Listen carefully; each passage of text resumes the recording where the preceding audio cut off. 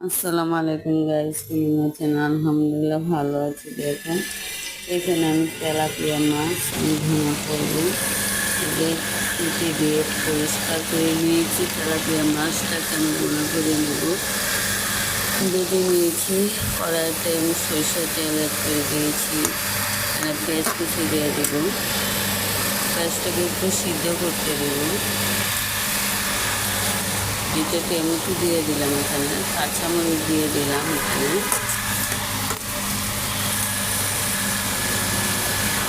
দেখুন আমি মরিচের গুঁড়া আদা চামচ,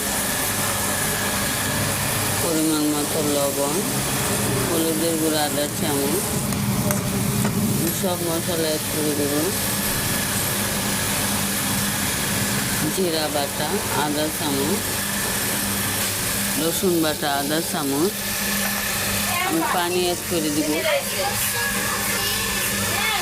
দেখেন আমি 4টে রসুন দিয়ে দিয়েছি। আমি মাছটা কষাই নিয়েছি, একটু পানি অ্যাড করে দিব। দেখেন আমি 10 মিনিট ঢাকনা দিয়ে ঢেকে দিয়েছি। এখন যে 10 মিনিট পরে আমি চলে আসছি। দেখেন আমার তেলাপিয়া মাছটা কত সুন্দর ভুনা হয়ে গেছে, আলহামদুলিল্লাহ।